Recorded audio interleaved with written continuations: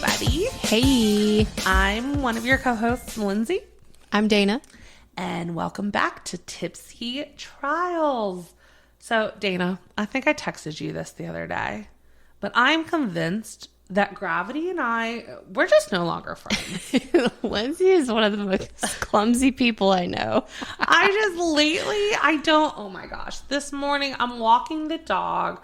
I don't even know what happened when I tell you that her leash flew across the sidewalk. Oh my God. Like, I was nothing. I was just walking along, bopping along, and bam. Did she take off running or something? No, she did not. You kidding me? This dog, she is afraid to go out the front door without a leash. You probably scared the shit out of her. Oh, she just, you know what? Normally I would. She just kind of looked up at me like, you good? You good, girl?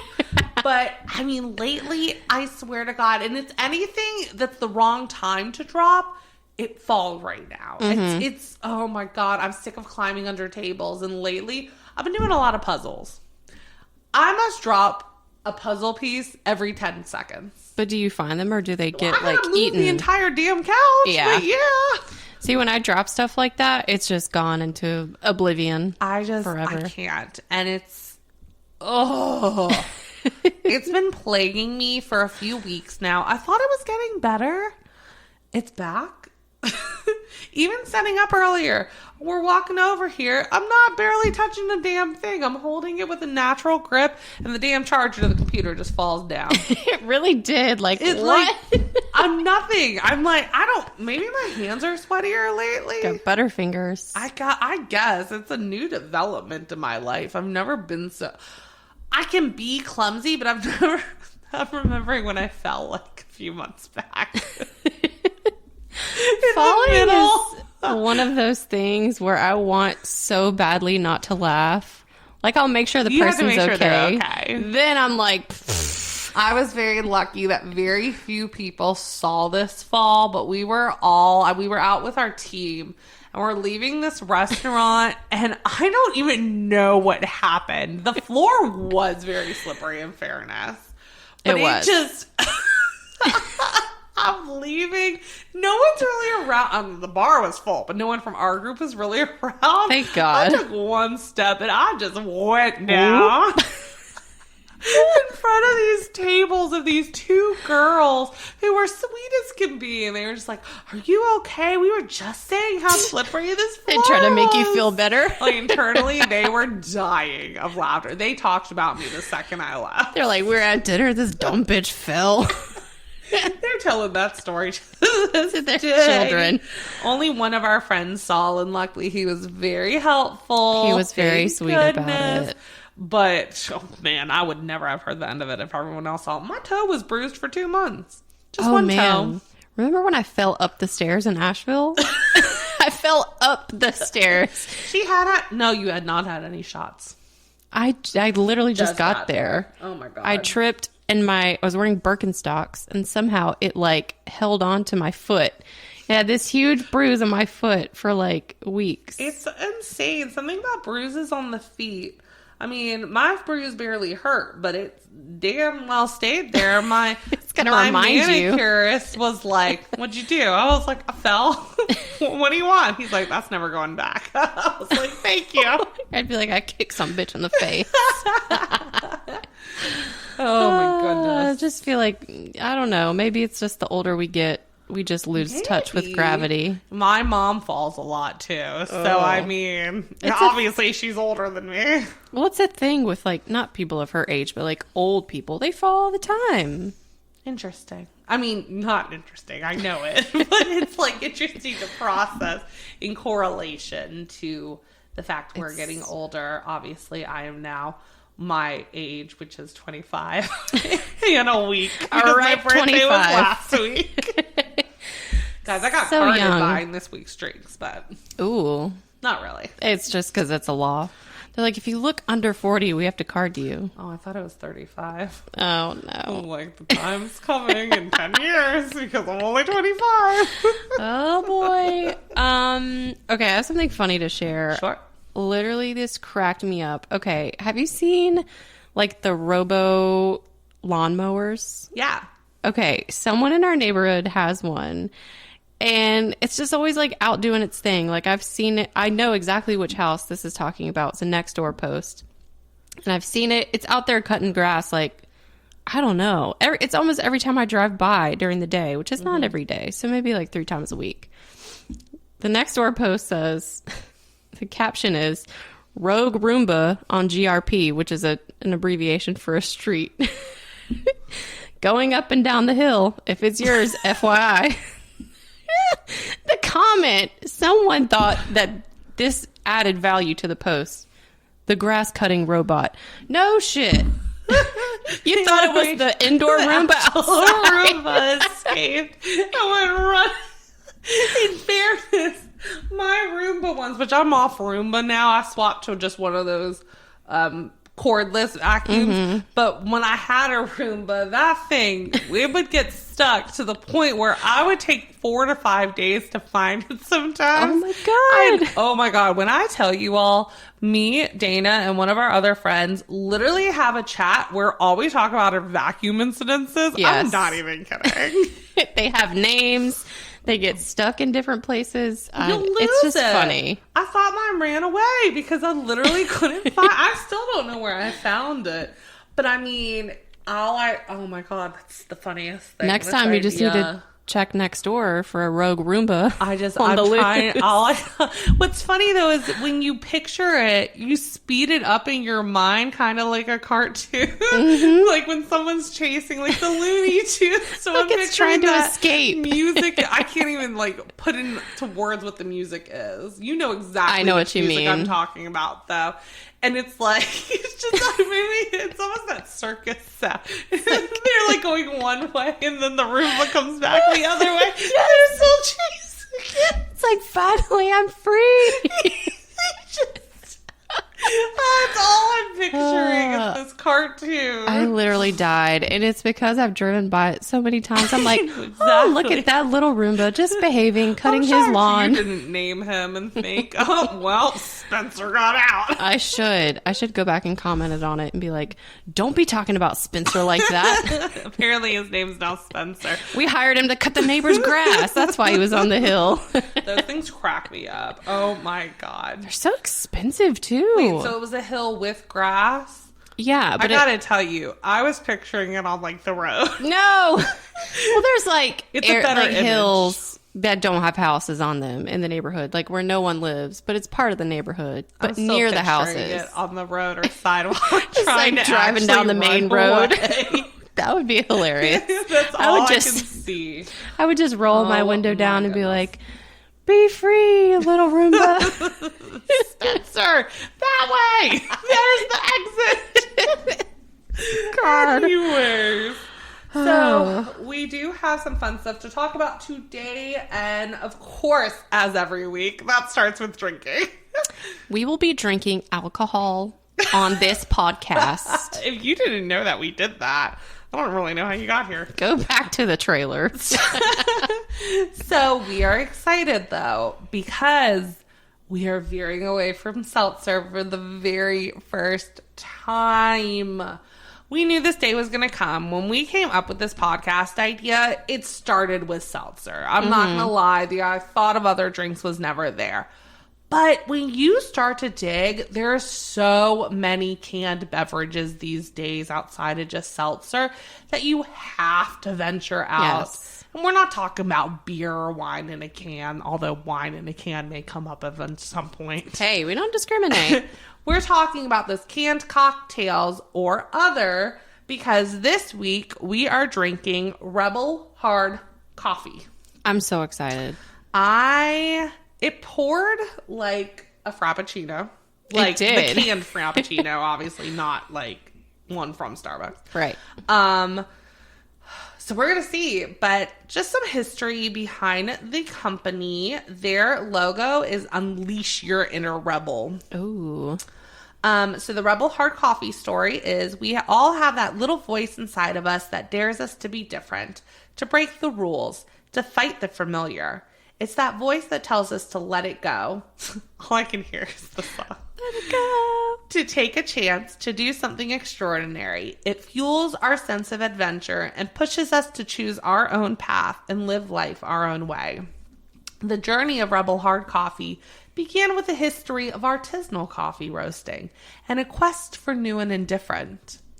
Much like others, we love coffee, but we also thrive in social settings.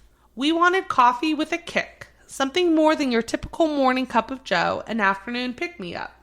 We wanted that coffee house experience for all of our favorite social moments, even those that extended late into the evening. Very well written. Beautiful. It was beautiful. I felt like I was on a journey with them. So some other things. What is the meaning of Rebel? Rebel symbolizes freedom of thought and choice. We are independent spirits with a passion for seeking new and different. Oh man, they just hit on me to the core. They do go into, if you go to their frequently asked questions, the differences between cold brew and latte. They do have a bunch of flavors. I believe, I don't know if it's a certain pack, but we're trying the latte pack. I'll double check in a second, but what led me to the frequently asked questions page was the question of caffeine. Obviously, coffee has caffeine. We record these at night. Yes. So I did check, and Rebel has less than 45 milligrams of caffeine per serving. That is naturally occurring from our coffee beans. Sorry, I swallowed. Compare this to a typical cup of coffee, 8 ounces, which has around 100 milligrams of caffeine. We obviously don't have a full serving in our glasses, so I'm thinking we'll be okay later tonight. Yeah. I'm sure Dana will text me if not. So they do have quite a few things. They have some hard teas also. They do have a hard cold brew. So I believe the only pack they have is this hard latte variety pack, which is what we are trying. They do have, they have a bunch of seasonal flavors. We might have to hunt some of those down and try them out sometime. I need that in my life. The hard teas, all right. Guys, we have like an ongoing list of stuff to try. It's extensive. These, I know, I'm trying to let us get through some of it and then re-add, but you keep finding stuff. Yeah, you have to add it. So we'll probably add to these. But like we said, we are doing the latte pack, and the 4 flavors that they have are, mocha latte, vanilla latte, salted caramel latte, and maple pecan latte. Ooh. So we are going to start, we figured we'd start with kind of the basics, which are vanilla and mocha, and which is which? Do you? Yes. The green, I think, is vanilla. And the pink is mocha latte. Okay, so let's start with vanilla. Okay. You had your hand on the other one. All right, so right off the bat, oops, sorry, my Apple Watch is going crazy. I don't think swirling is going to change this one. Mm-hmm. And it smells like a vanilla latte. Yeah, I just stick my nose pretty far in there, though. Oh, really? It's not a strong smell for me. Mine's very strong. Oh, what is the percentage on these? I'm sorry. I believe it's 5% alcohol. Okay. Yeah, you're right. That is what it said on the can. I mean, yeah, it smells like vanilla latte. I think it smells, yeah. And this, I mean, for outside of seasonal flavors, a soy vanilla iced latte is my go-to at Starbucks. So I'm can't beat it. Pretty thrilled. So, all right, cheers. Oh God, that's dangerous. Oh my God, that's so good. This is a dangerous drink. Oh my God. Oh my gosh. That's alcoholic. It does not taste like it. All I'm thinking are all of the tailgates for noon games I've ever been to where I was drinking beer at 7 a.m. I could have been drinking this. Well, no, because it didn't exist. But from now on, it will be. Yeah, or even like they said, late nights. This is a great way to kind of change it up because I'm already yawning over here. I need some caffeine. I was gonna say we record this at night. She's not yawning at like noon. We called out one of our friends in the last episode about your sense of humor being called out here. Mm-hmm. He's probably gonna go buy this pack because this is right up his alley. He will be in love. You know who you are. Oh my gosh. You know what, though? I want to keep drinking it. So the alcoholic flavor does show up at some level, but it just tastes like an Irish coffee. Like, I'm not mad at it by any... This would be if I was going to a beer festival, and I know before a festival, I always try to eat something very hearty that day, because I'm going to be drinking all day. But sometimes I also want to start pre-gaming early. I will just pour liquor in whatever my drink is, coffee or tea normally. Not anymore. I'm just going to get this. This tastes way better than doing that. Oh my gosh. I love this. It's very accurate, too. It tastes like a vanilla latte. I'm pleased. Oh, me too. All right. Love it. So let's try the mocha. Okay. I'm not a big mocha drinker. I'm not either. When I was younger, I think that's one of a starter coffee for a lot because chocolate. Yeah. But I'm hopeful. My best friend still gets soy mocha lattes all the time. Oh, okay. So someone likes it. I don't know. It's one of those flavors where I'm a little nervous this is going to come in lower for us because, well, let's try it before I go there. Yeah, let's see. Cheers. That's smooth, too. Wow. These are really good. Okay, and so what I was going to say, and obviously this will come more towards the end, but I do worry when doing a ranking of something like this where you do have such a strong preference towards one flavor, it's going to let mocha come in a little lower. Maybe for us, maybe it won't. Yeah. But this is why we make sure you know the accuracy is there. If you're a mocha drinker, you're going to love this. Oh, this is so good. I will say, if you don't typically like mocha drinks from Starbucks or other coffee shops because it's more of a sauce that kind of sits at the bottom, it's a flavor, and it's not like sitting at the bottom. So I like this better. You get that point if you get like a mocha latte from, or just a mocha in general from Starbucks. If you're doing iced, I'm not a hot coffee drinker. I'm almost iced exclusively. It can be negative 30 degrees outside. I'm getting an iced coffee. She ain't lying. But where you have the straw in there, and if it hits the syrup in just the wrong spot, it's not okay. Straight chocolate. Right, because this, and I'm not going to say this has a huge chocolatey flavor, but I don't think mocha is supposed to. I don't know. I don't know. No. If you're a coffee expert and you know, you tell us. But Starbucks I really like baristas, we want to interview you. Well, we're going to mull over these two flavors and then add to the others while we get into our topic this week. We had so much fun doing Wife Swap, and one of the biggest things on the internet right now is everyone talking about the Lula Rich documentary on Amazon Prime. Yes, the controversial documentary. We are so excited. Both of us, we're anti-MLM people. Yeah. Let's just call it like it is. I think both of us have fallen victim to MLMs before. Yes. Yeah. It's easy to. Yeah. And we'll get into that because I got some notes on it. But, it's interesting to kind of watch this versus anyone else's experience in an MLM and be like, yeah, that's pretty accurate. Right. And it's just very extreme. It was almost mind-blowing at times. So, we do want to warn anyone, if you have not watched this yet and you are planning to watch it, turn this off right now, go watch, then come back to us. Lots of spoilers. Yeah, and we're not going to hold back. I mean, that's not fair to us who just watched all 4 episodes and are ready to dive in. We need to talk about it. It's a lot to unpack. So we're going to go ahead and get started. We'll give you 1 second now. Anyways, so the first episode, I did write the names of the episodes. I don't think it really matters, but the first episode was called Startup. And right off the bat with the intro, I wrote, holy crap, this is going to be so good and so crazy. Yeah, I was already annoyed with them as soon as it came on. Well, and I think this was more, I watched the first episode like a week ago. I think this was more, they showed kind of clippets of what was coming. Yes. And I think that's more what I was off. When we meet them, Deanne and Mark, what is their last name? I have her maiden name. Yeah, I did too. I do not have her. I don't know. I'll look I don't it know up. their names. Okay.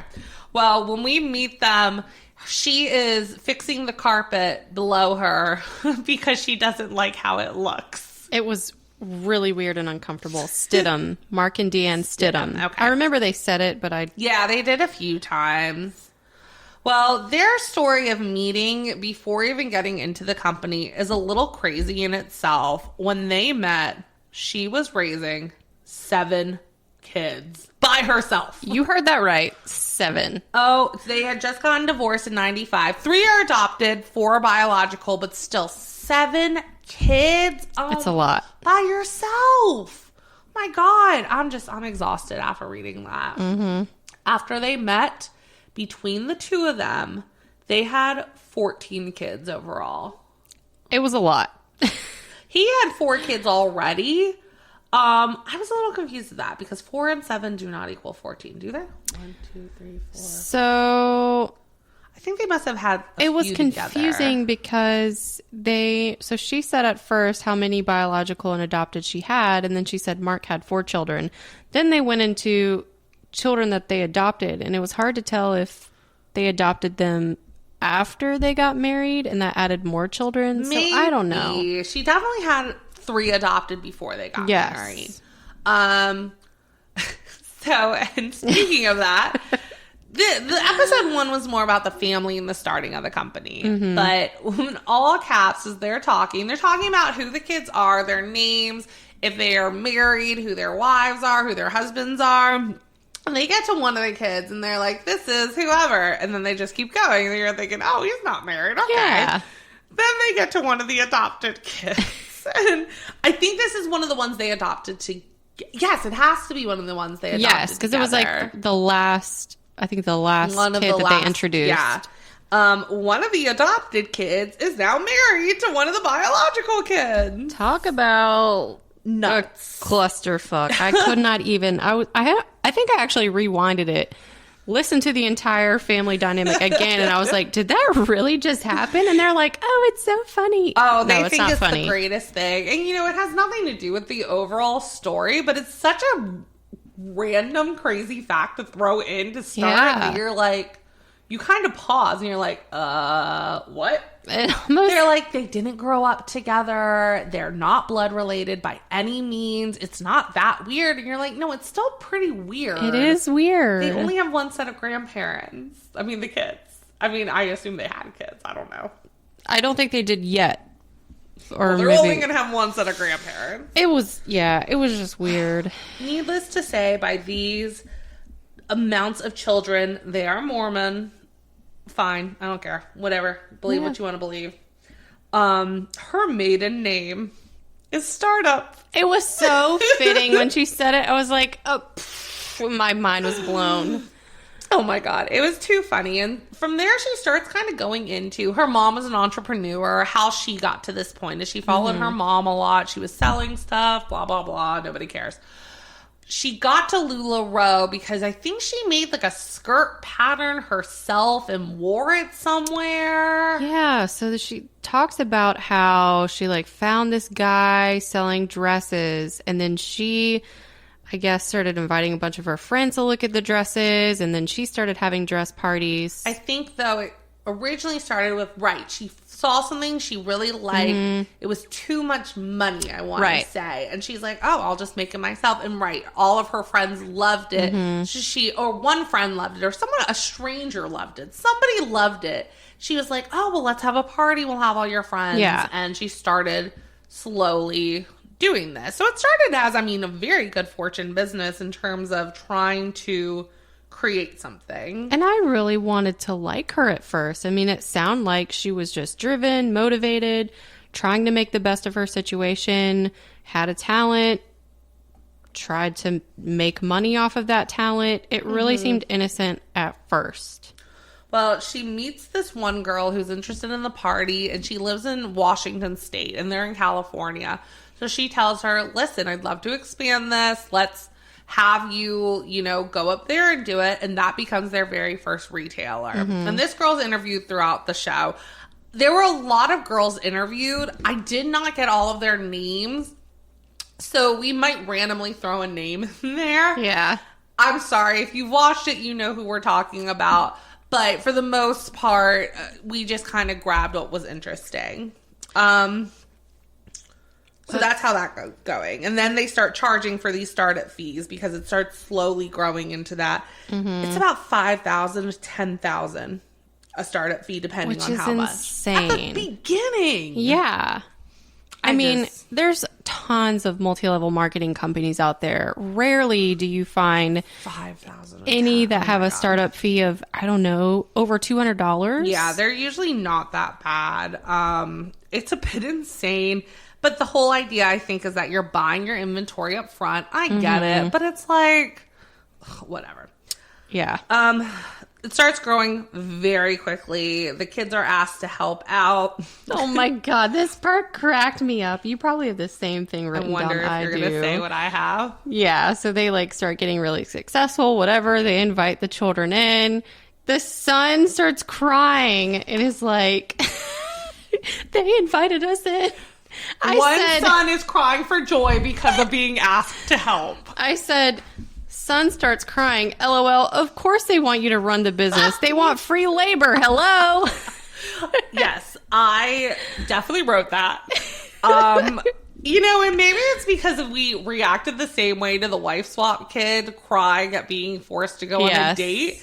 It's so extreme. It's like, these are minute things. Like, it's life. Ugh. The last thing I wrote before we go to episode 2, episode 1 really is just a history, is that their cousin or her nephew, Sam, gets hired. Yes. And he's talking about conventions. Conventions come up a lot in this. And he starts naming songs that he played. And he said Scrubs by TLC. I didn't like that. That's not the name of the damn song. It's No Scrubs. And you missed a big word. Right. The whole point of the damn song. No. He was clearly just using things that we love. Not we. But the retailers who were all around our age group. Scrubs by TLC. I said, I'm sorry. What was that? Stop it. You don't even know the name of the song. I literally wrote, Sam doesn't know the title TLC song. I don't like that. Okay. I wrote down this quote and I thought you might have, but I see you didn't. But he's talking about how fast the company was growing and how he didn't know what was going on. He says, it was like, actually, this was either him or one of the other guys that worked there, but I think it was Sam. He says, it was like flying the plane while you're still building the plane, and you don't even know how all the pieces of the plane work, and you've never flown a plane. You're not even a pilot. I think I do remember it now. I don't remember who said it either. I do remember something along those lines, but the first episode, like we said, it wasn't that crazy. No. I mean, you're watching it, you're like, okay, why is this a thing? It's like, I know that their story is not great because a lot of it was in the media by the end, but I don't know. There wasn't that much to see. They didn't dig deep into anything. Yeah. So episode 2 is called Show Up. And my very first note is that this is the first mention of a boss babe. Girl boss babe. That culture is so toxic. It is. And, you know, if you're in that, we're sorry, but leave. Like, well, there's a lot. But anyways, not great. It's the first mention of Boss Babe. This is where they really start going in on conventions. I was actually shocked that it didn't come up sooner. That's why I made sure to note when the first mention of one showed up. I put in all caps, Boss Babe, parentheses, hello, toxic. So they start at this point interviewing. Oh, I do have. Did any of them have a clue how to run a company of this size? No, and they got no formal training. So at this point, I have that further down, but at this point, they're starting to interview former employees, not retailers, not the people selling, but a designer there. I can't remember what that one guy was. I talked about him a lot in the end. Like customer service support. I think he was one of the people calling people to get them set up. And then another woman who also, she was a trip. Oh my, Latte. I did write down her name. Okay. One of my favorite quotes, I don't know who said it, but they said, good memories at the beginning. Break room had a sandwich bar. That was the entire. Then they cut. That was the support guy. Then he's talking about how Mark and Deanne would bring them Chipotle. Yeah. He said, then we started calling it Chapoo-Poo. I died. Oh my God. He goes, we would have Chapoo-Poo sometime. This is also the same guy where his parents told him that he had to get an adult job, and this was his adult job. Okay. I clearly need to go back because the end of this guy, and we'll get there, I started taking a lot of notes on him. I need to just go back and rewatch this whole thing in his perspective because I must have missed a lot about him. He said he was reffing at a very high level, like being a referee. Okay. It was for high school volleyball. I do remember that. I was like, sir, I think I'm confused about what high level means. No doubt it's better than recreation, but I think we're not getting it. So funny. So at this point, they start showing the interviews with the retailers, some of which are former. I think only one of them is still with the company. I believe so. We'll get into her. But, you know, when they're describing their starts and how these women got lured in, whether it's a friend was selling it or they just wanted a change, I totally get it. Yeah. Their way they're talking about it, I mean, that's why I've fallen victim to them myself, because the way they set it up, until you're kind of aware of how toxic these environments are, it sounds like fun. It sounds like, in some cases, an extra way to make more money. In some cases, to make this your income. Right. And the ones who got in early, I think, did truly benefit. Well, and they mentioned that at the end towards... And that's true for any MLM. Right. So it's like if you get in at the beginning, sure, you can make a lot of money. Right.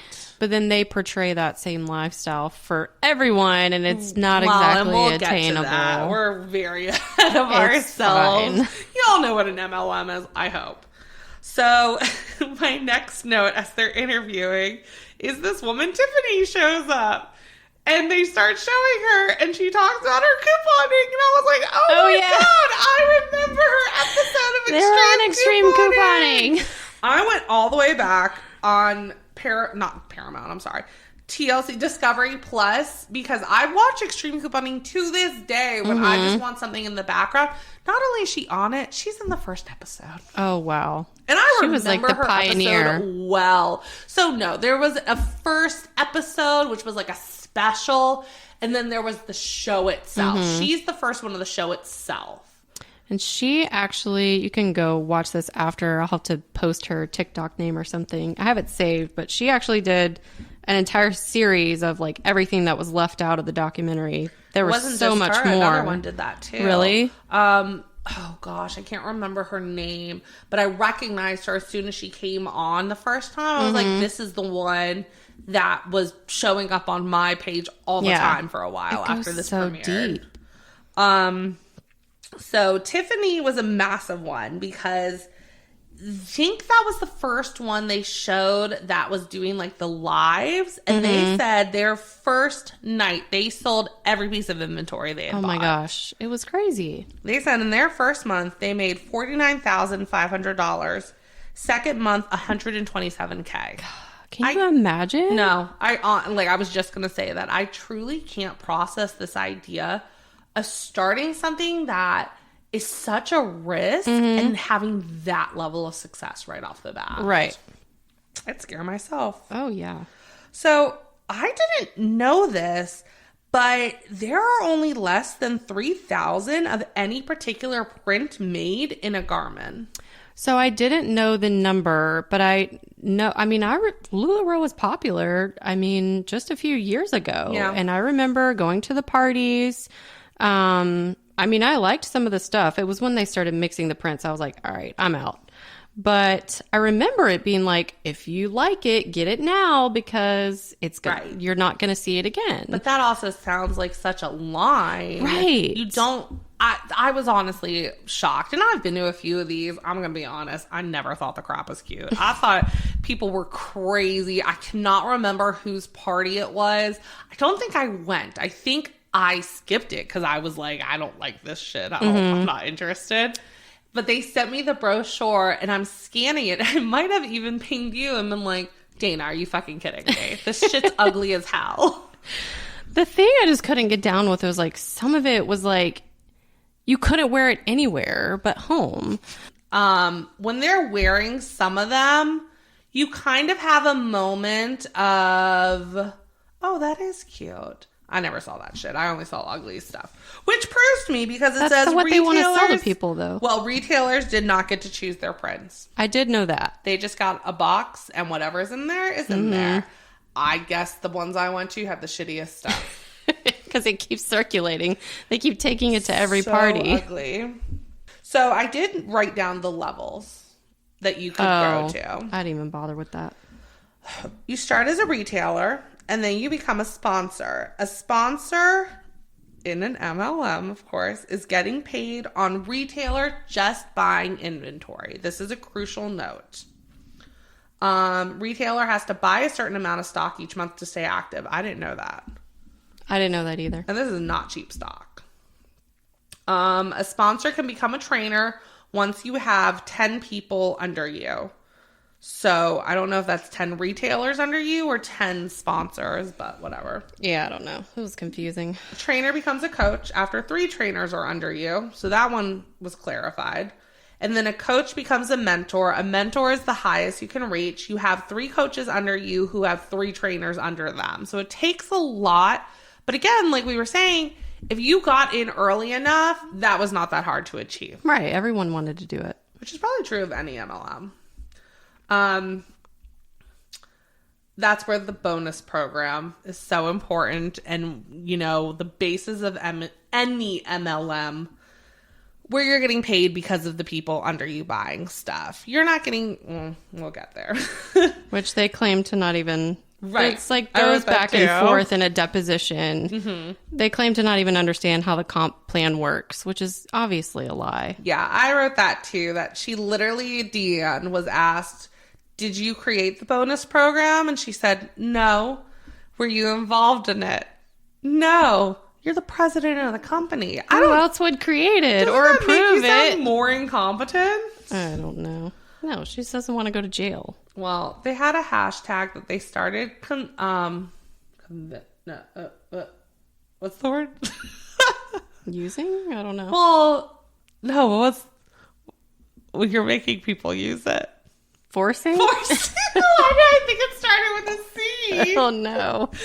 Kind of forcing people to use, and it was hashtag because of LuLaRoe. The idea with that is to earn more retailers. Yeah. There was one part where one of the retailers talks about how she posted a picture in front of her house and she didn't use the hashtag. And Deanne was like, well, why didn't you put it on there? And she's like, because I had my house before I joined this damn company. Right. And she was like mad that she didn't put it on there. I think that's why I wrote it, was the hashtag itself became extremely toxic. And I think it was the first sign for a lot of these women that something was not right. Where they just, something was not right. You know, why are you lying to people to convince people? It was clear that the intention of goodwill was not there. It's like every nice thing they had to be because of LuLaRoe. Right. They would do raffles at events, onboarding raffles. Oh, that's what it was. At some point, they had so many people wanting to sign up. They would have these conventions regularly, and they would be doing raffles to sign up earlier and skip the line. Right. There was like a full-on queue. It's so ridiculous. And you know what? With every MLM I can think of, I don't know any that was like that. No. None where you had to wait to sign up because it was that popular. Imagine waiting in line to give someone $10,000. And there are a lot of... Oh my God. No. Please take my money for the donkey leggings. Oh my God. Which, I mean, I think they mentioned it in the intro and not really again until the end. But, you know, the big part of this was women complaining about not being able to afford the startup fee. And they were convincing them to, you know, use multiple credit cards, sell your breast milk. Borrow money from your grandma. Oh my gosh, it's sick. So they would have cruises regularly. The qualifier was selling $12,000 worth of clothes a month. A month. I can't. That means you have to buy probably at least double that. Yeah, I'd say inventory multiple times a week. No thanks. Oh my God. But this is supposed to be a stay-at-home job to give you freedom. I don't think so. And I think, we definitely get more into that too, about their talking to people and why to sign up. Katy Perry performed at one of the cruises, and Mark and Deanne said they didn't know who Katy Perry was. That pissed me off. Oh, no. She said, well, yeah, they said they didn't know who she was. She said Katy Perry's, but then, I think the nephew said it in the interview that when he suggested her, she was like, oh, no, we can't have her. That's the girl that kisses girls. Yep. And it was like, you clearly know who she is. I just don't want to say. Isn't that such an entitlement thing to pretend like you're above people to where you have to pretend to not know someone famous? Why? There's tons of people I don't know who are famous, but Katy Perry's a household name. Right. Everyone knows who Katy Perry is, I hope. I don't know. Do you have anything more on episode 2? I have like the very last line about the cruise, down. yeah. Okay, please. Where Lachey... Oh, yeah. She actually becomes a consultant in this episode, stops working for the support. I wonder if she was doing both at some point. Maybe. I might be they're not against conflicts of interest. But she ends up doing really well, qualifies for the cruise. And she says, she just sits there in silence for a minute and then goes, I'm sorry, just being on a boat with a bunch of white people, that's just not for me. She's like, I love white people, but you're not going to take me out in the middle of nowhere on a boat where I don't know anyone and there's like 3 black people. Not happening. She's like, but thank you for the invite.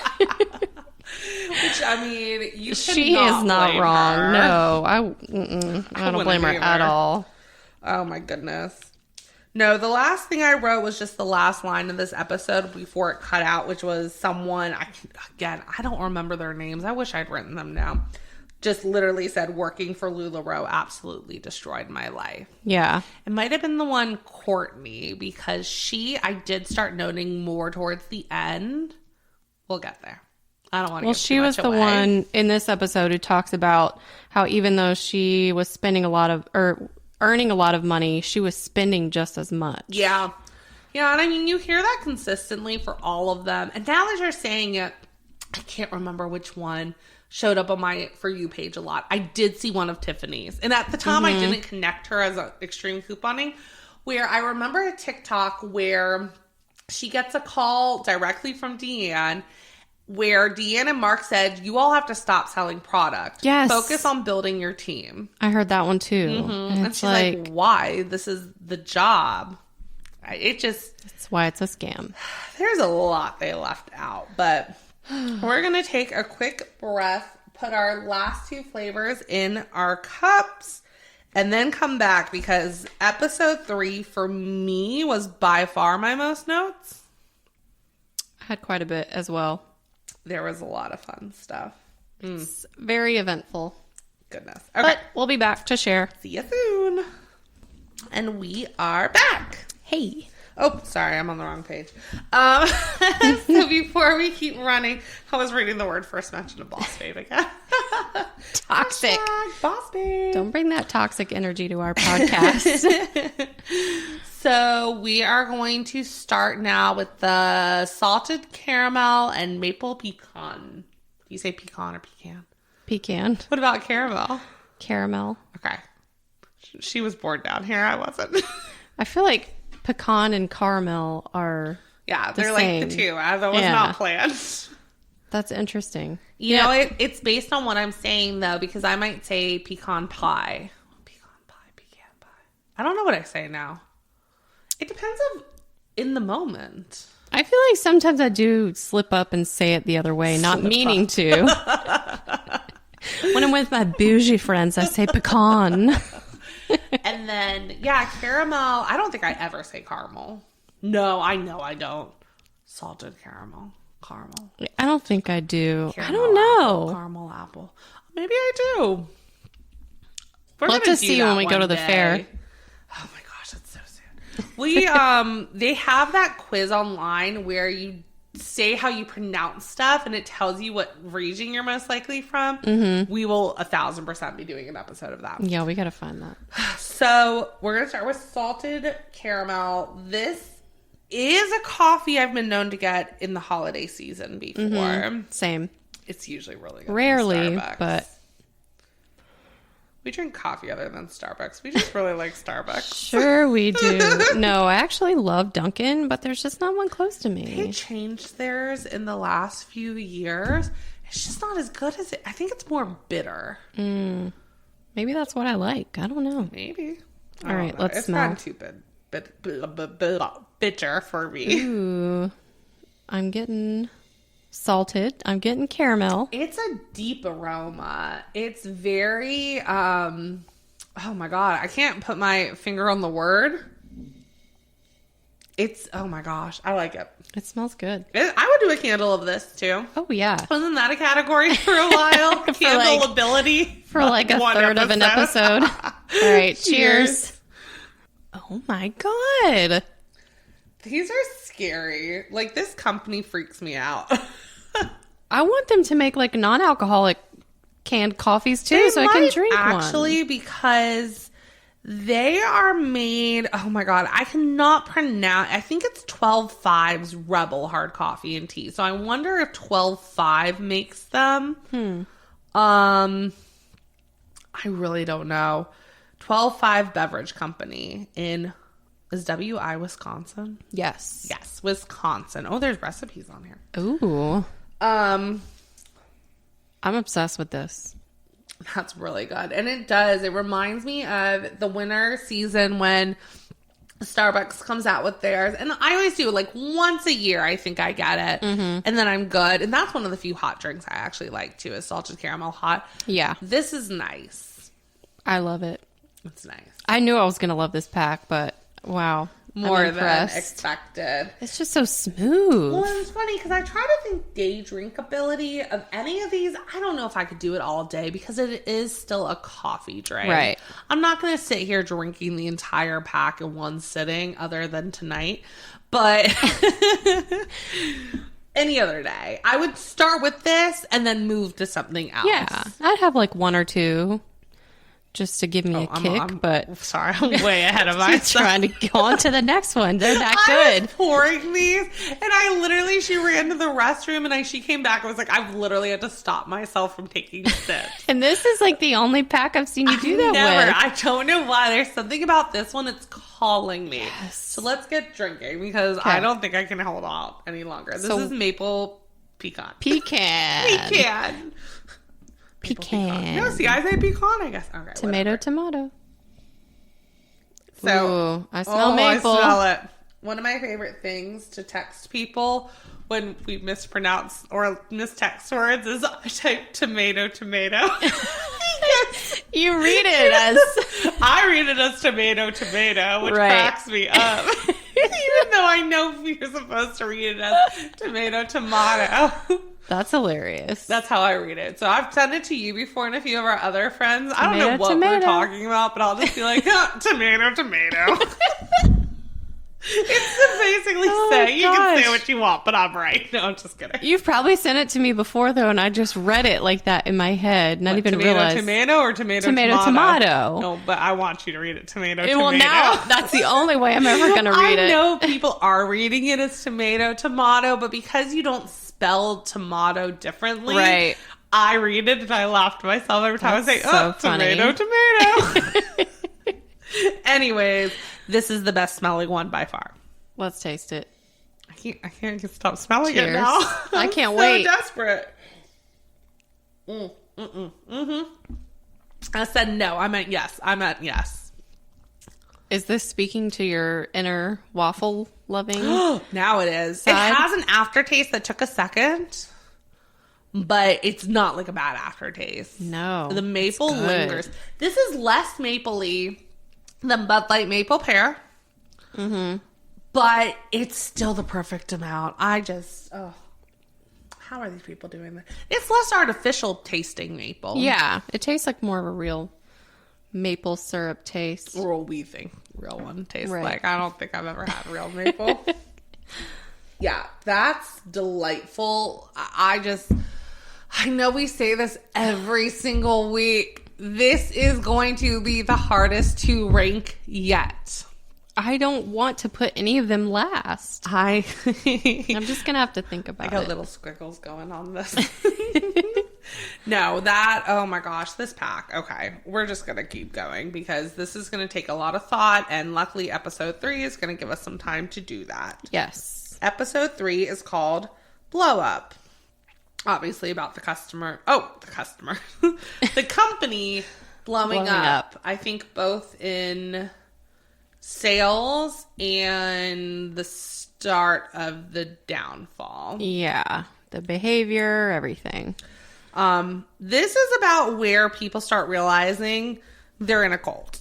Yeah. Cult, pyramid scheme, scam, whatever you want to call it. All the same thing. The first sentence I quoted was, if she told me to go jump off a cliff, I probably would have. That's scary. It is. And I appreciate them recognizing how deep they were getting and they were able to pull themselves back out. Mm-hmm. But we said we'll talk about the other girl. I don't know if it's in this one that I have it. I think it might be the next one. I don't know where we start talking about her more, but you still see it in the current ones. Yeah. And I mean, you'll see it in their pictures because a lot of them have their pictures from the conventions or cruises, and just how they were standing with it's the pictures are a little eerie because it doesn't look like their true selves. No, it looks like an out of body experience. Literally, the first note I made was, here's where it turns really culty. Yes. There was an interview that, well, actually, I don't think it was an interview. It was a Zoom call or something that Mark and Deanne were doing. This was like one of the first scenes. And he's basically talking about if anyone doesn't agree with our culture, whatever. My summary was either you're with us or against us. That's a cult. So he does do that. Yes. Sorry. He does some other Zoom calls later that I started noting. Yeah. But right, that one was, I mean, and I think they're aware of the cult. It disturbs me. This is where I really start hating Mark and Deanne because they're very aware of this power they have over these women. Mm-hmm. And rather than slowing it down, they take advantage. Oh, yeah. They know that they idolize them and they take full advantage of that. Well, and this is where the Mormon stuff gets important because they're at these conventions, they're listening to Mark and Deanne, and one of the women goes out of nowhere. He starts spouting off passages from the Book of Mormon, and she said, what does this have to do with selling pants? Yeah, it's like, that's not a requirement to sign up. Right. It just comes out of nowhere. Religious at all. It's funny because one of them said, oh my God, he thinks he's Joseph Smith. He relates himself, compares himself to being misunderstood like Joseph Smith. That's what it was. Crazy. As soon as he did that, I was thinking about the South Park episode of Mormons, which I've seen Book of Mormon on Broadway too. But the South Park episode cracks me up every time because, they're telling the story of Joseph Smith. And as they're getting, the sound is always like, dum, dum, dum, dum, dum. And then they start talking about his wife at some point and how he's like telling her, I have to go do this. And they're like, Joseph Smith, the wife of my smart. Oh my God. And that line has made me laugh. There are so many of those like South Park, but that one where the dum dum dum dum dum, because they do it up until then, and when they switch to smart, you're right. And this is nothing against anyone who is Mormon. No. Completely respect freedom of religion. I know Mormons who are not like this. And they'll agree when you take it to a level of brainwashing and cult behavior, it's just unacceptable, especially in something that you paid for to start a business. We have what a does that have to do coming. If you hear religion, water in the back, that would be Chesney. She has been very patient and waiting, so I'm not going to fight her this time. She's part of the podcast too. Yeah, she's thinking about. Oh, okay, we're done. She's going back to her palace. No, she's probably coming over here. Oh, all right, bye. Thank you for stopping in. Oh, no, now she's coming. Okay, sorry. So, say that last part again. They paid to join, to start their own business. They didn't sign up to be part of a religious cult. Right. And I mean, that's really where it goes downhill. And, you know, Mormonism, like she said, freedom of religion, you're going to believe what you're going to believe. And this is not to say that those beliefs are wrong. We don't know what's right. We don't know what's wrong. But, I mean, it's not their responsibility to tell people you have to believe in this. Right. So they start talking about how this is about women and empowerment. Sure. And one of the interviewers asks Deanne, what inspired the empowerment of women for you? Before she can even say a word, Mark says, can I jump in and then you can talk? Bitch, we're talking about the empowerment of women and you can't even let her talk first? No, he literally just proved the point. It's not about empowering women. Oh, I go... There was no good stuff for him. I don't. My last episode notes are basically just going off on him, and I will be reading those when we get there. And you can just kind of tell at some point he takes over in the business, right? Because that's when it turns. And that was the next thing I wrote is one of them said something about, you know, when you started your business, it was supposed to be about you, the woman, but it became clear that it wasn't ultimately about you. You're supposed to start it, but the husband is supposed to take over. Right. There's a lot of pressure on, I have it further down, so we'll get there. One of the examples of this is we talk about Tiffany a lot, and Tiffany makes a comment. She says, I don't think Deanne addressed me once. Every time she addressed me, it was Paul's wife, Tiffany. Right. He was the one doing the lives. I think it was like just a niche thing that they did, but it was her business. She was doing all the back end work. Right. She's the one who paid the damn startup fee. It's in her name. It just, oh my gosh. So there's a lot about this. One of my favorite things is they start talking about Deanne's mother writing a book. I had to Google it to make sure I got the name correct. Maureen's startup wrote a book. It is called The Secret Power of Femininity. Doesn't sound that bad. Let's get to the subtitle. The Secret Power of Femininity. The art of attracting, winning, and keeping the right man for you. For unmarried, ex-married, and married women. Just, like, you almost had us. And then you took 10 steps back. It's clear that Deanne was raised with this theology in mind. They start talking about how she makes comments at conventions or meetings or Zooms. I wrote down the two that really got me. One of them was, she hosted a seminar called How to Use Your Special Parts to Get Your Husband to Do What You Want from Him. I can't. Special parts. Special parts. Oh my God. The next one was, and she said this one. Oh no, she said both of them. I'm sorry.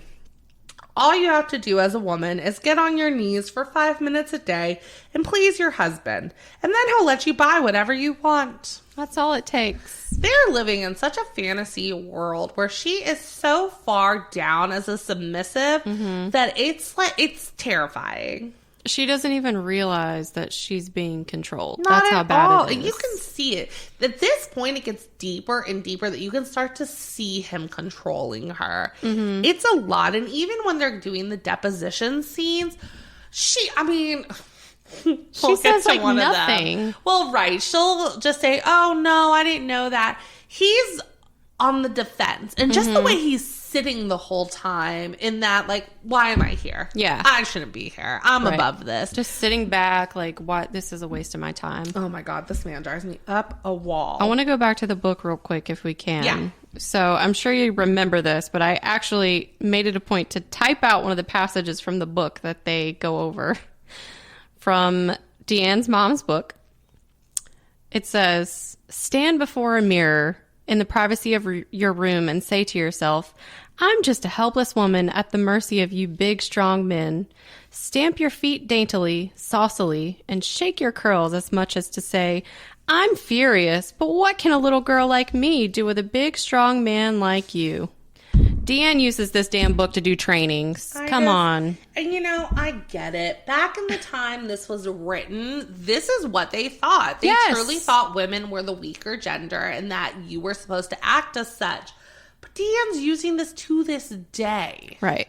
And they didn't lead with this. They put on this front that it was about empowering women, but it wasn't. Well, and speaking of the empowering women, the next part they start going into is that multiple of the women are coming forward, basically saying it hit a point where Deanne, and I guess Mark, but mostly Deanne, because it's supposed to come from the woman, are encouraging these women's husbands to quit their jobs so that they can be basically victim to this company.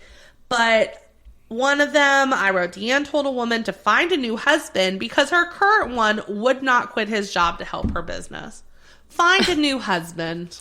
They want to have control over your entire family, finances, everything. Again. And this was not, she wasn't a failing. She was one of the top reps. Yeah. It just wasn't enough. It was not enough. So I'm sure you started writing this stuff, but they go through a whole, 10, 20 minutes about the fact that Deanne and her sister were trying to force women to lose weight to fit the LuLaRoe image. My gosh, the weight loss surgery. Oh, it wasn't just weight loss surgery. It was weight loss surgery in Tijuana. Yeah, it was sketchy as hell. Oh my God, they were bringing down 20 people, I think they said, at a time to basically force them to get this surgery because they had such an image of their mind of what the LuLaRoe woman looks like. Right. You couldn't be over a certain weight. You had to have certain things in your appearance, which is what forced people to spend so much money, like we talked about a couple episodes ago. It was just so fake. There was one of the women, they almost got her. They were pushing her a lot, and she went ahead and got the balloon, which, it's some bodies rejected. Her body rejected the balloon. Right there and then, I felt a little bad for her because I can understand just where she was at this point, brainwashed, and how she must have felt that she did not go to Tijuana and get this surgery. She did a different one, and it failed her. Right. But she texts Deanne and her sister, Deanne's sister, just telling them what happens, rather than sympathizing with her and saying, oh, I hope you're okay. Let me know when you're better. They said, when can we get you down to Tijuana instead then? It almost makes me wonder if they were getting some kind of referral fee or something. Were. Because why she else? filmed like a commercial for them. It's just... But regardless, the whole thing's she just didn't so care about people. Well, she said she finally had to just flat out say no. I mean, some people just don't take the hint. It's as simple as that. She said no, and she said almost immediately she noticed getting pushed out and just being treated differently. Right, which is insane. Has nothing to do with the business. So I think this might have been towards the Zooms that you were talking about, where people's sales start changing. Even the top sellers, they're just not doing as well as they were. At this point, there's so many retailers that who are you going to sell to? Right. There's thousands. Right. If you have, and towns are not that big. Social circles are not that large. Let's take a church, for example. If you have a church group of 50 women and 25 of you are selling LuLaRoe, who are you going to sell it to? Right. I know the other 25, but that's what, one pair of leggings each? And even if you do continue to sell, you have to keep buying inventory. Right, it's just not enough people. It just doesn't make sense. So at this point, Mark, sorry, my notes.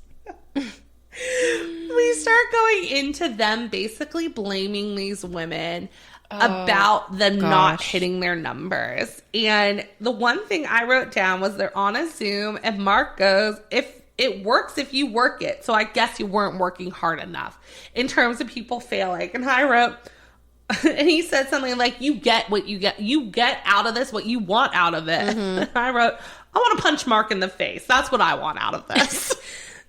Same. What he said something else too, like, oh, people are saying my inventory's stale. No, you're stale. Right. Bitch. And that's where I think, and I think this is where you were heading earlier.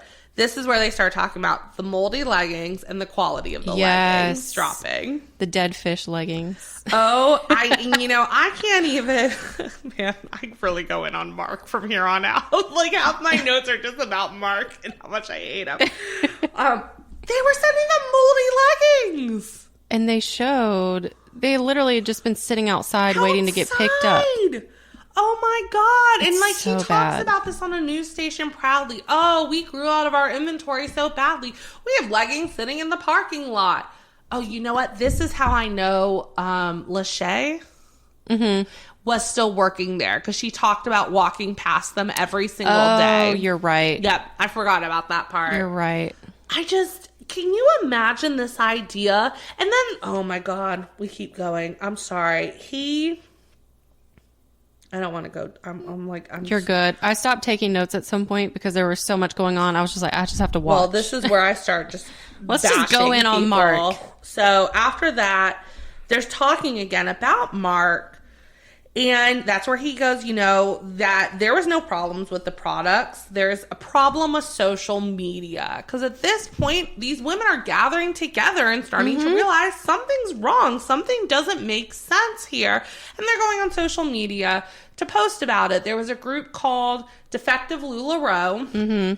And that's kind of where he's blaming this Facebook group over why sales are dropping. And the whole thing is, they went to social media because they weren't getting help from the company. Right. The company acts like, why would there? And you could see the answers they were showing the screenshots of the people answering. No, that was how LuLaRoe intended it to be made. LuLaRoe intended it to smell like dirty fish water. Interesting. LuLaRoe intended to have an Eiffel Tower or sticking out where it looks like you have a penis.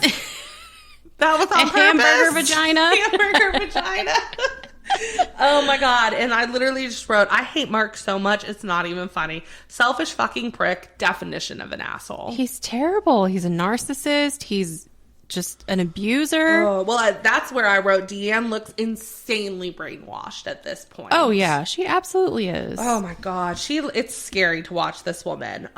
They're victim blaming, they're gaslighting left and I can't even talk. Okay, deep breath. She really hates Mark. I hate him so much. We talked about this last episode. When I go in, I'm going in.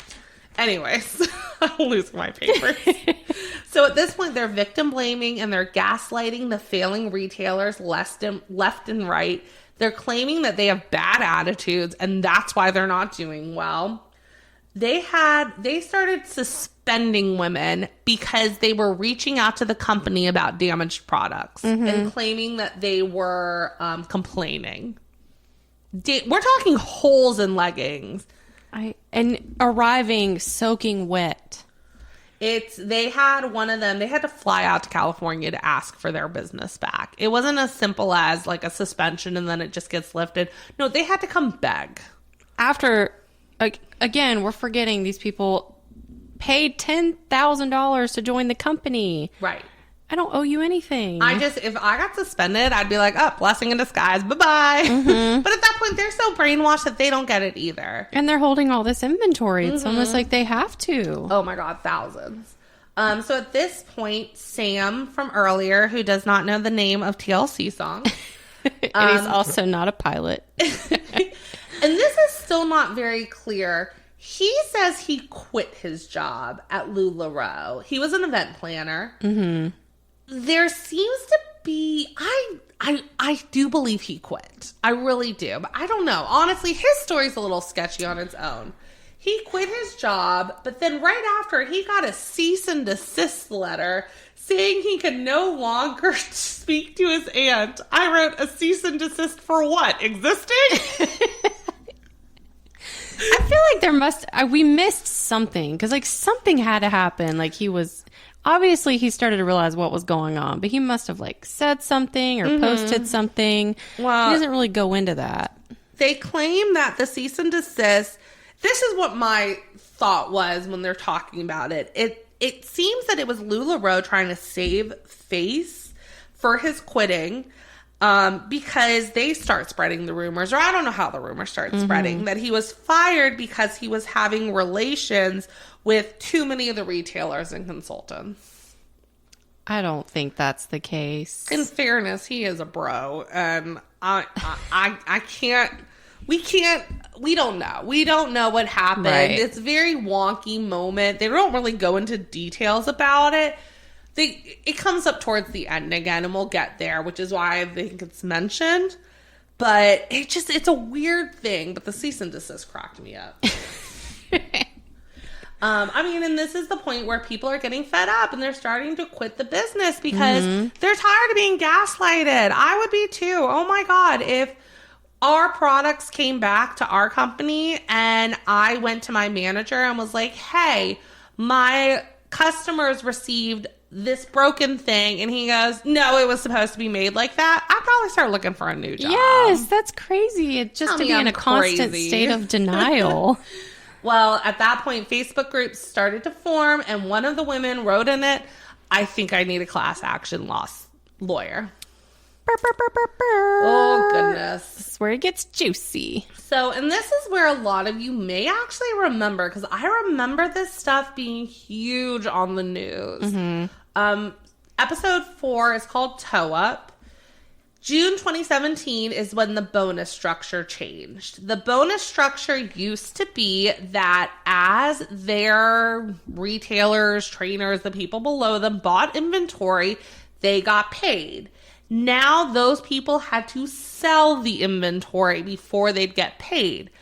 In any MLM pyramid scheme, the odds of the people on the lower half actually selling their goods, I don't. Slim. You know what? I took screenshots of some of the facts that I totally forgot.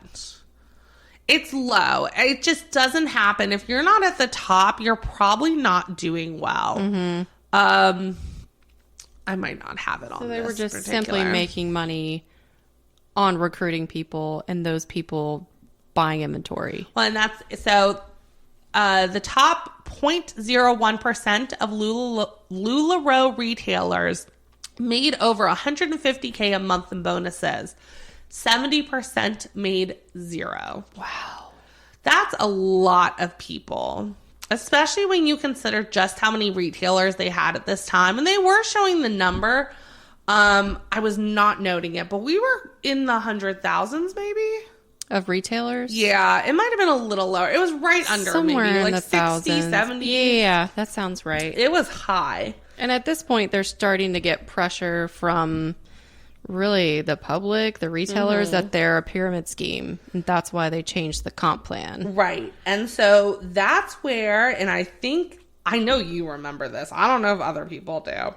They created the 100% buyback policy. Yes. I remember this well. Oh, me too. When it was all, because everyone was like, oh, something's wrong. This is the start of it. I remember a few people I knew being like, all right, I'm out. Yep. And they had so many. But the important thing to note was in an email, in T's and C's, everywhere, it said this policy has no expiration date. Yep. The idea here was supposed to be that more women are going to be willing to join because, hey, it doesn't work out in a month, return all your stuff, get your money back. It's risk-free. It did the opposite. There were so many women waiting for something like this to escape that they ended up owing millions. A mass exodus. I think they said they gave over $100 million in refunds. And that's what they called it, the mass exodus.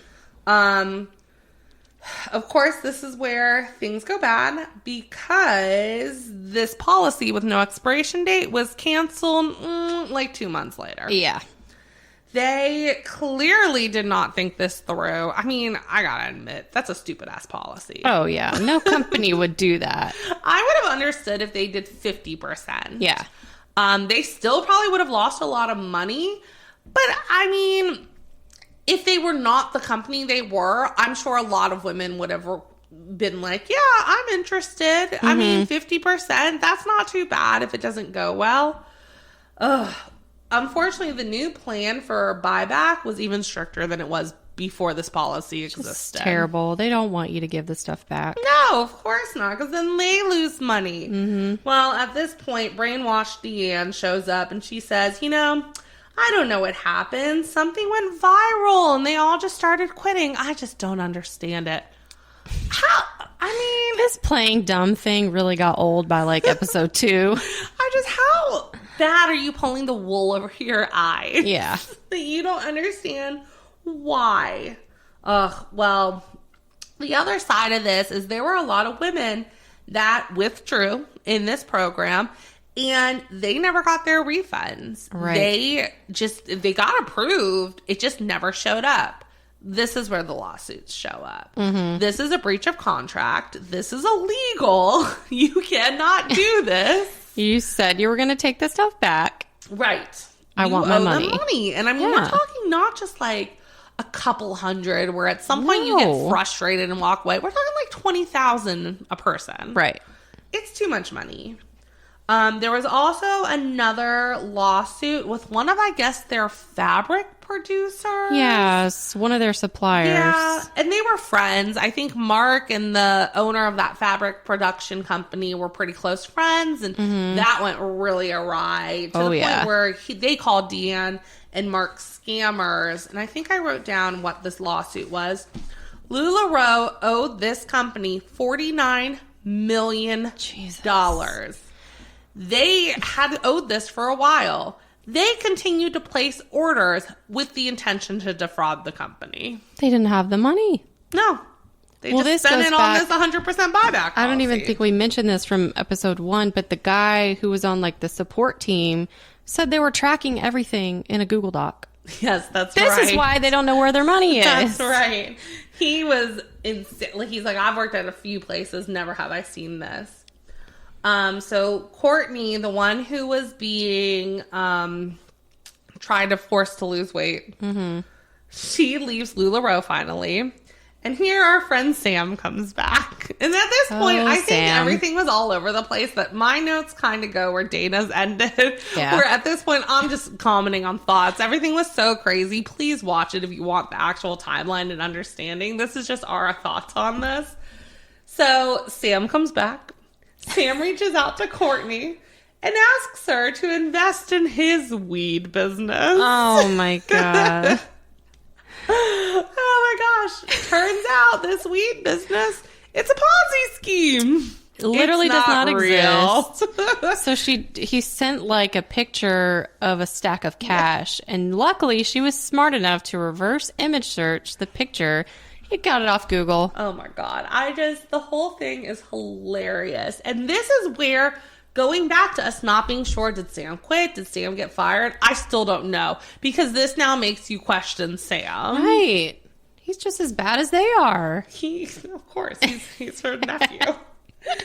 So the support employee that Dana keeps, she clearly took better notes on him than I did. I loved him. At this point, Kelly Clarkson plays at one of the conventions. Oh, and the former employee is so mad that he now boycotts Kelly Clarkson. But he does note that it's a shame because Don't You Want to Stay with Jason Aldean is one of his favorite songs. And it's all Kelly's fault that he can't listen to her anymore. As if Kelly did not just do it because it was money, a lucrative opportunity. I think they said they spent like upwards of $30 million on these conventions. It's not like Kelly was selling the leggings. She probably didn't know what the hell was going on. Neither did Katy Perry. Right. He was so passionately angry at Kelly He really Clarkson. was. He needed to take it out on someone. Oh my God. So Tiffany, the extreme couponer, and her husband Paul at this point go to some special session with some of the top sellers, and they do this like question session, basically testing your commitment to LuLaRoe. Oh, yeah. And a day or two later, a mass email comes out, says, unfortunately, whoever, it doesn't say names, has been terminated from the company for, I don't remember what the reason was. They just said, like, one of our top retailers. Yes. And nobody knew who it was. Right. They're trying, and them, Tiffany and Paul, are contacting everyone. Oh, do you know who it is? They're trying to get the gossip. Oh, yeah. They said, needless to say, they checked their email later that day, and they had been the ones terminated. Why? Because they asked a few questions. I wrote, terminated Tiffany and Paul because they asked questions. That's all. Mm-hmm. Is this a mobster movie now? Nope. Still a cult. Still a cult. I actually really like Tiffany and Paul. When I went back and rewatched their episode, they have 7 kids too, by the way. When I rewatched their episode of Extreme Couponers, I found them to be delightful. I like them too, and I didn't realize Paul, the husband, had a stroke.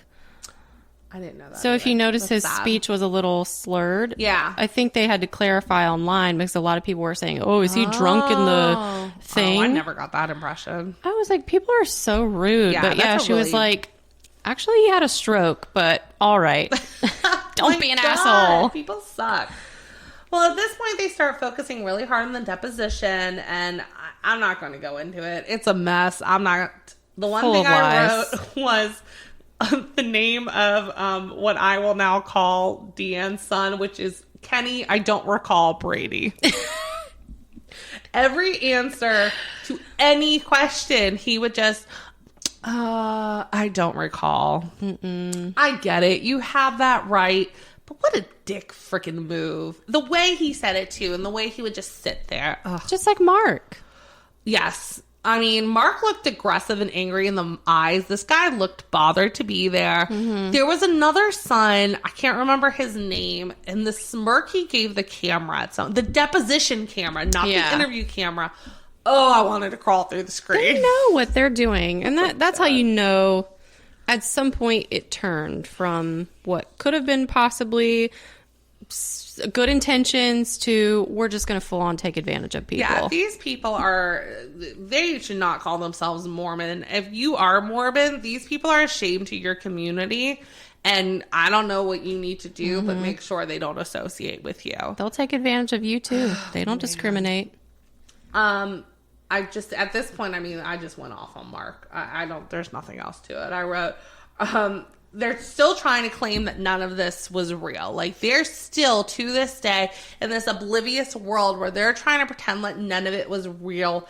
And I wrote, are they still trying to claim this wasn't real? Like, these assholes' elevator to hell has already started descending. Yes, quickly. Like, oh my gosh.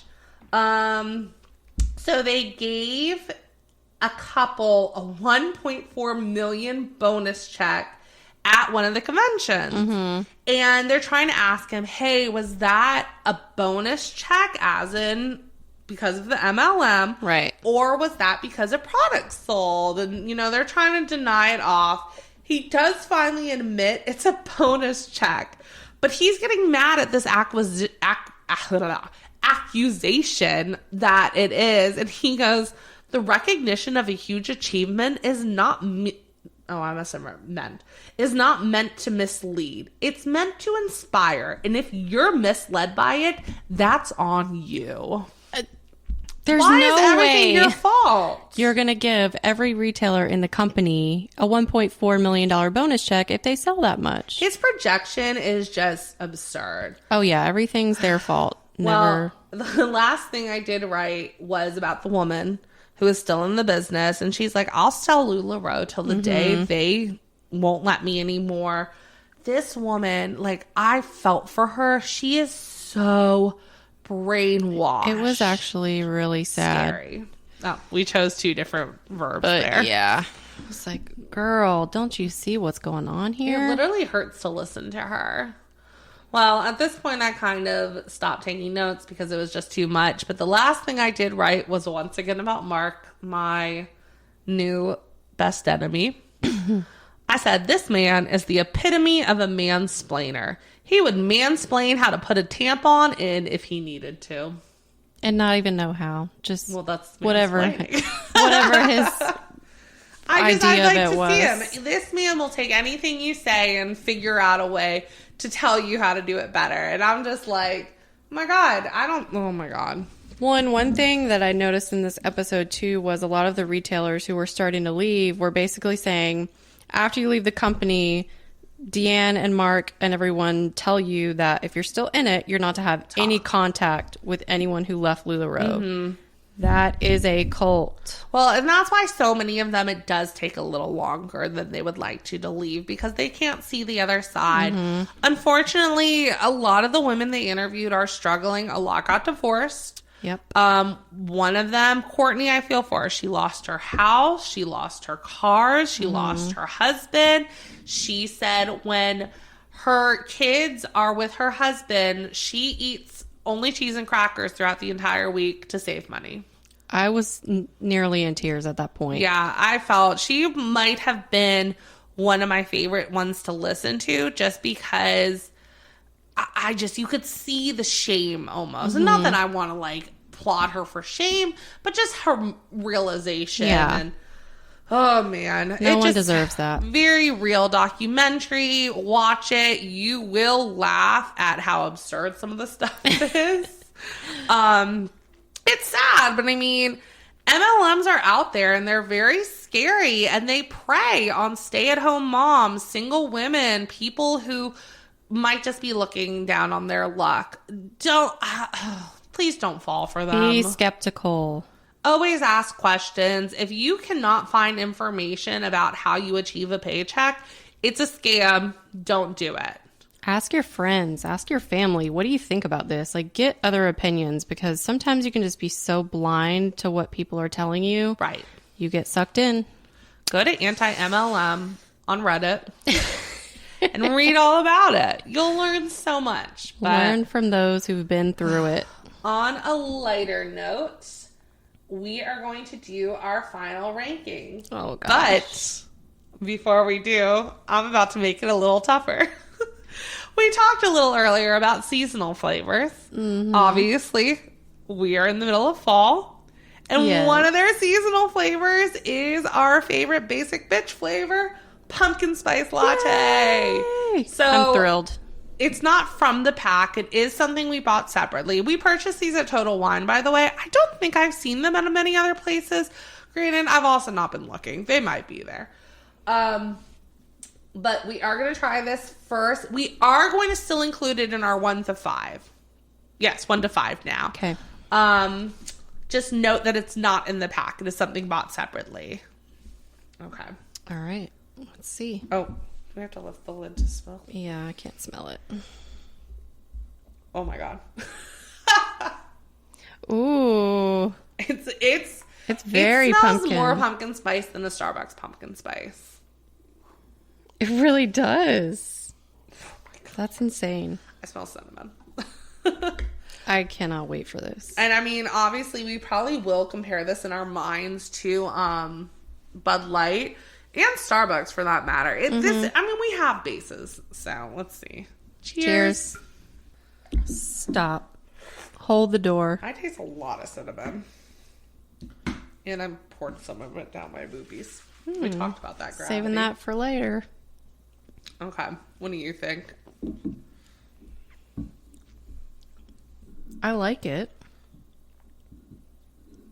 I think I prefer the Starbucks pumpkin spice taste, but there's no mistaking this is pumpkin spice. So I don't know why, but I almost only taste cinnamon. Really? To the point where it tastes like a coffee with a shot of Fireball for me.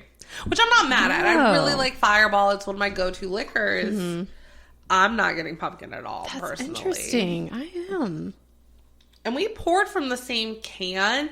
I think yours came second, so it's very possible I needed to mix it up a little more.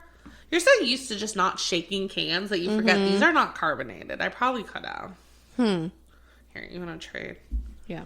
We both are negative. We're vaccinated. I promise. We're not spreading COVID germs. Yours smells more like pumpkin than mine. I think it tastes the same. I think so. I really can't tell. Maybe you'll need to try it again. Yeah, Shake for it me, up. I'm a little not let down. It's still good. I mean, don't get me wrong. I just don't get pumpkin spice latte out of it. Interesting. Versus the others, I got very clear what they're written as. Or maybe I don't know. You know, certain cinnamon, I like cinnamon, but there's also that cinnamon that's like big red gum cinnamon. Yeah. I hate like big artificial. red gum. Yeah. We don't like artificial it taste. hurts. No. Oh my gosh. Big red gum hurts. It burns. This is what that reminds me of. Interesting. This isn't burning though, but it smells like the big red gum. This might be one of the biggest differences in our taste since we've started this. How do you do artificial cinnamon? It's like the easiest spice to just go and get a real thing out I don't know. Maybe it's when you over cinnamon something, it gets out there. Kind of like nutmeg if you put too much. Ugh, whatever. We got to Maybe that is what it is. We've been talking All right. a while. All right. 5. Mocha latte. Okay. Hold on, let me check this again. Yeah, I think mocha as well. There's nothing wrong with it. It's fine. We're just not mocha drinkers. I would drink it. Absolutely. Yeah, It's I just not mean, my if I was favorite. giving it... Now I'm rethinking. Oh, okay. I'm going to keep it 5. My overall for it through 1 through 5 is 3.5. I feel like that's even kind of low. Maybe 3.75. Yeah, I'd probably do 3.5. And like, it's so hard to even rate these. Like, there's differences, but they're very slight. Like, I don't want to get too much into decibel points, but Right. I'll just do 3.5. 4. Vanilla latte. This is probably where I'm putting pumpkin spice. Interesting. Yeah, and when I backtracked, I almost put it as 5 and swapped mocha up. I'd say they're almost tied, which is where I'm struggling between that 3.5, 3.75. And again, maybe it's just me having a weird flavor profile at the moment. It's too cinnamony for me, not enough pumpkin. Well, Which I read something interesting recently. Oh, and it might have been on a review of this. Pumpkin spice is not supposed to taste pumpkin-y. It's supposed to taste like the spices used in a pumpkin pie. Right. So I guess if we're looking at it from that angle, yes, it is a little... It's accurate. It's just so heavy-handed on the cinnamon. yeah, if you're tasting one spice I don't taste that's anything overpowering everything else. else. This is like a cinnamon latte for me. Yeah, interesting. Okay. Did I rate vanilla? No. I don't think I did. I'd give it a 3.75. And I really did like it. It's just one of the more basic flavors. Yeah, which is fair. Yeah. Number 3. Pumpkin spice. This is where I think I place vanilla. Okay. We're heading towards a 4 now. I really like it. I could drink it all day. That's my go-to drink when I'm not in a seasonal mood, when I'm just getting an iced coffee of some sort, is a vanilla latte. But yeah, it's basic. I mean, you can't really mess it up. Well, you can mess it up. They did not mess it up. But it's something exciting. It's something special. I think because it's a coffee and it's maybe not something you would drink all day, like I'd probably have 1 or 2. I kind of want like a bigger flavor, you know? Yeah, I could see that. What was your pumpkin ranking or rating? A 4. Chesney's coming back to give her overview. She's ready for us to be done. Yeah, she is. Ooh, she is. You know, we're not kidding. 2. I think we have the same 2 and 1. Maple pecan is Okay, 2. we don't have the same 2. Oh, man. 2 for me is salted caramel. It's fine. I like it. Ah, man, that maple pecan beats it out easily for me. It's so good. She's a waffle girl. And you know what? The maple is not too sweet. That's such a misconception with maple, that it's going to be overly sweet. And I can see how people might associate that with an artificial flavoring too. No, it's same with the caramel, actually. None of these are too sweet. No, by they're any not. means. I almost would want to have them tied, honestly. Well, you can tie them in terms of your 1 through 5 of them. Yeah. I would give them both a 4.5. Okay. I think I'm at 4.5 for salted caramel, 4.75 for maple. It's right under the Interesting, 5. yeah. I don't know why, guys. 5 for me takes something special. It's hard. But this pack is phenomenal. Like, if I'm giving this entire pack something, I'm giving it a 5. Same. Even though the flavors vary so much, it's so nice. It's such a nice way, if you're going to be day drinking, to kick things off. Yeah. I was not disappointed by anything in this pack. No, I'm not mad at this at all. Excuse me, my nose. Anyways, with that, we are going to go ahead and start to wrap up. If you all could please go ahead and hit that follow button, subscribe, whatever platform you're listening to us on, please make sure that you're following us so that you can always be updated when we release an episode on Tipsy Tuesdays. If you are on Apple or any of the others that let you leave a review, please make sure to do that. We want to know that you're listening, and we want to know what you're enjoying and what you're not enjoying so that we can best form this to be pleasurable to your ears. Yes. I'm never saying that sentence again in my life. Make sure you follow us on both Instagram and Twitter at Tipsy Trials, and feel free to message us on there and tell us what you think. And like and comment on our posts. We think we're funny, but, if you don't think You we tell are, us. let us know. If you have thoughts on today's episode, if you watch Lula Rich and want to tell us how much you hate Mark, if you have recommendations for seltzers or other canned beverages you'd like for us to try, or other suggestions on things you'd like for us to review, please send us an email at tipsytrials@gmail.com. We would love to hear from you. Yes. And with that, we are going to ask you to drink responsibly. And I guess from here, court is officially adjourned. Thank you so much for joining us, and we will see you next Tipsy Tuesday. Bye-bye.